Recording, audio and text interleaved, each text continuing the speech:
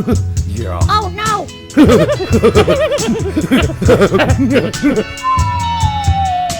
Matt, what the hell was that? Wasn't me, coach. Welcome to the straight red card. Get off our lawn.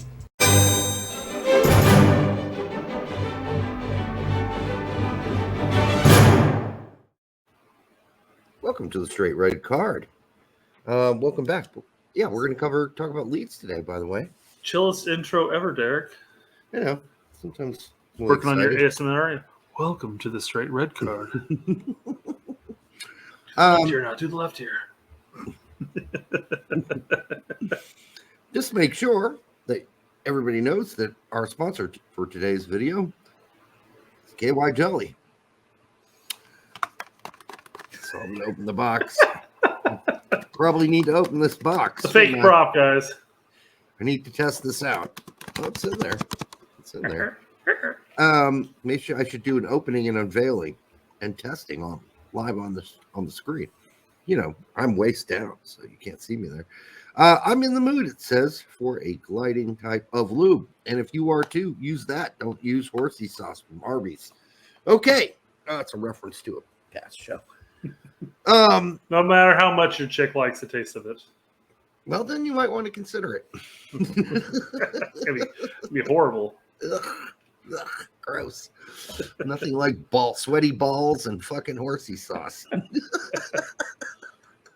your own white filling later. Sorry about that. If you missed the Leeds game this weekend, you missed a great game.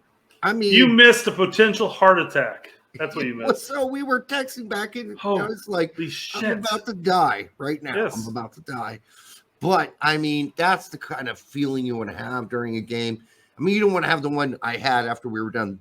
Leeds were down 3-1. Because then you're like, oh, fuck this shit. I want to turn this shit off. So, you know what the interesting part was? Is the week before, I turned off the Chelsea game when they were down, what was it, like 3-0? I'm just like, I'm gonna go mow. I'm gonna go. They scored a goal. Yeah, and Leeds is up down 1-3 at halftime, and I'm sitting there going like, hey, anything's possible here. That's true. Nothing about that first half led me to believe that anything's possible. Didn't that third goal come at the beginning of the second half? Yeah, I guess it was 1-2, wasn't it? Yeah. So that I guess hope was still there, but I mean. Match started off so great, you know, drawing the PK, Rodrigo putting it away, padding his stats. Well, and here's the crazy thing. The crazy thing statistically about this game was this is the first time Leeds has had more possession than the other team and won a game. Every game they have won this season has been when they have had 50% or less than 50% of the possession. So what you're saying is every game they have won has been against Chelsea and Arsenal. And Liverpool. Well, it wasn't against Arsenal. Never mind. No. It was Liverpool, Arsenal. Yeah. But they should have beat Arsenal. It should have beat Arsenal. The point is they've just played better when they don't have the ball. And that's a lot of the criticism that the lead supporters have is, like, we know that if teams drop into a low block, we can't score. So what you're saying is that Leeds just needs that if they get the ball, they should just kick it back to the opposing center backs and let them get the ball back. That's what they do very often. They do that. They just hoof it into the other. What do you take? You take it. It's like, why don't we'll give you the ball in your own end and make you fuck up. And that doesn't always work against the really good teams, but it has so far this year. It's worked against Chelsea. It worked against Arsenal, even though they didn't win. It worked against Liverpool. Yeah. And here they finally play a team that, however, did not play a low block. Bournemouth did not play a low block. So that gave this crazy game even more craziness because they refused to play a low block. Just absolutely refused to. So it was back and forth. It was crazy shit. The game was wide open. A couple of blunders by Ruben Cock. I mean, it was just like you're sitting there going like, how's he consistently playing starting center back at this point? Because every game you're sitting there going like, man, Ruben over here is fucking some shit up every game.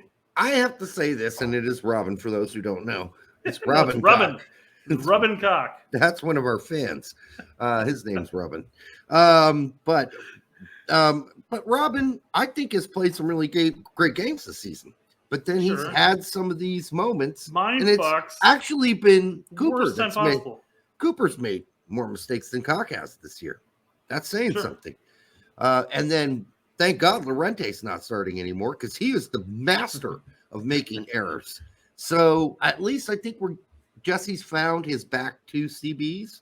I think it's going to be Cock. Left back, baby. And that's not happening anytime soon. So even when what's-his-fuck gets back from injury again, I don't think he's going to play. I think Struck has been that good this season, but he is a center back playing left back. And that just shows how good of a player he is because he actually does very well as a left back. I think he's looked better than Christensen for a lot of these games. And I think that's saying that, I think also another guy that needs to go and not be starting anymore is Harrison. I think this is too many starts. He needs to get his shit collected, man. Too many starts in a row where he just spazzes out. Well, or loses the ball, you have or passes to nobody. You got Somerville. Mm-hmm. That for whatever reason I said that out loud first time, it just sounded weird to me. Sinistera. Yep, he'll come back. Yep. Now you have Nato. Right. Nato. Yep. Yeah. So I mean, like that outside, and obviously Aronson can play out there too. Right. So you just have a plethora of options available, and Harrison has just not been himself for the past X amount of games. I mean, the last handful, at least I've noticed. Not saying that he doesn't have a flash here or there, but consistently, it just hasn't been up to par. Yeah. Well, I mean, there are other guys can play out wide too, and I just think that has Harrison been serviceable last season? Yes.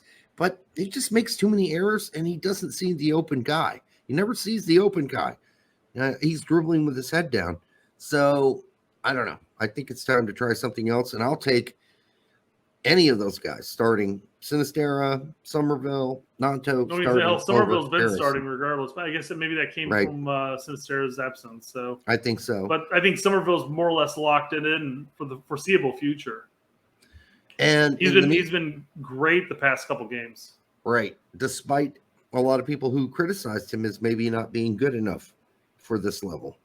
And, give Jesse credit. People criticized him quite a bit for not playing Nanto. Now he has. And Nanto's living up to the fucking billing of being an Italy national team player at a very young age. Just doesn't help that he's like 5'2".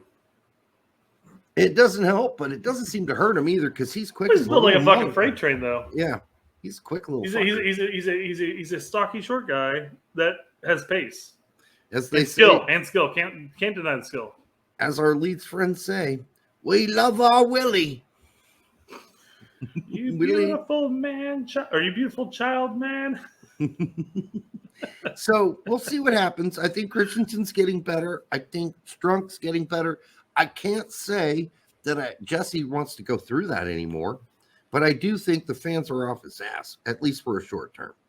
And I think he's going to be given a lot more time after these 2 wins because they're out of the dump zone. That's good. It gives him at least a couple game window, a couple bad games before you're back in that spot again. True. So, but those players won't be there by any means. But those players are playing for him. Mm-hmm. He has not lost this locker room. Well, shit. They early in the second half, like you mentioned, they went down 1-3. And you're thinking to yourself, "Oh fuck, man, the game's over at this point." They didn't think so. Yeah. Well, no. I'm saying you normally would think 3-1. You're like, "Oh, game set match." But that game was so wide open that you're just like anything could happen at that point. Yeah, but the players showed that belief. Yeah. Well, I mean, it wasn't just because they thought that because of the way the game was going. Maybe that had a lot to do with it, but they also still believed that whatever Jesse was doing with them, they were still going to play as hard as balls out for him. So, and we made criticisms of Jesse in the past of not making subs early enough to help make an impact. And down 2-1, going into halftime, he ends up pulling out Harrison, pulling out Roca, putting in Greenwood and Noto.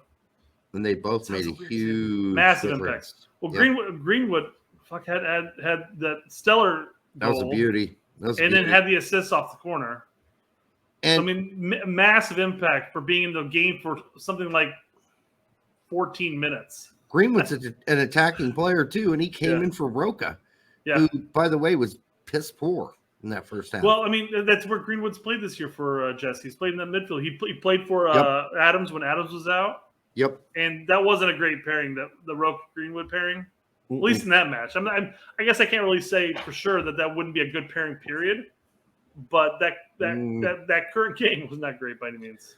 Adams almost dropped back into a solo 6 when they were going after the lead. They needed more attacking presence. They were down 2 goals because Greenwood was pushed so far up. It was really Adams covering the back line at the end of that game as they chased. Berhalter was looking at that game going, see, it would work. Yeah. That's why we're going to play that way. Hey, see, look at my genius. My 4-3-3 there, working well within that 6-8.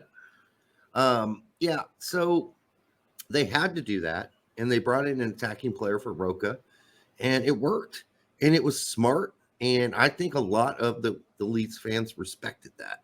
So that's really cool to see it, to hear it. Hearing apologies to Jesse from like Joe Leeds fan and who's the other guy?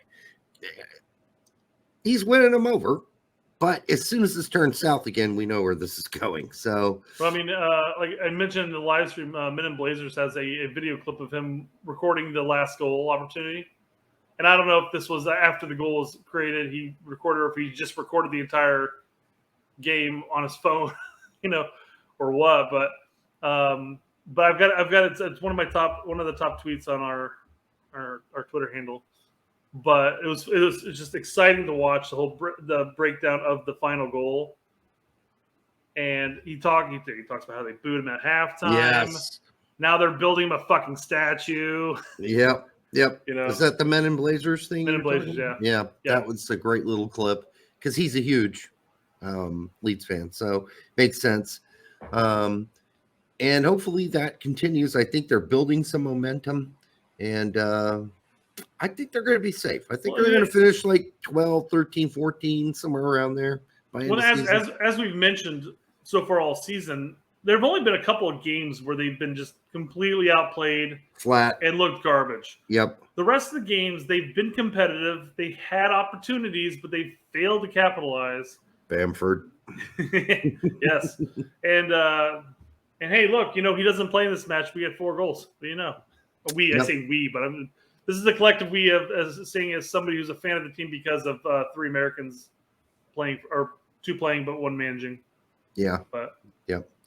All right. Well, that's going to do it for this little shorter version.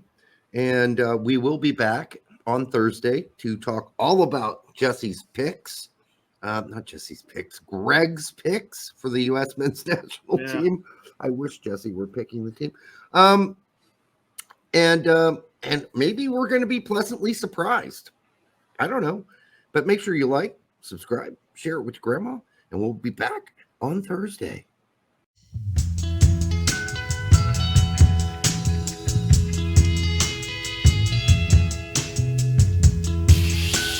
You're gonna do her. Yeah. Oh no!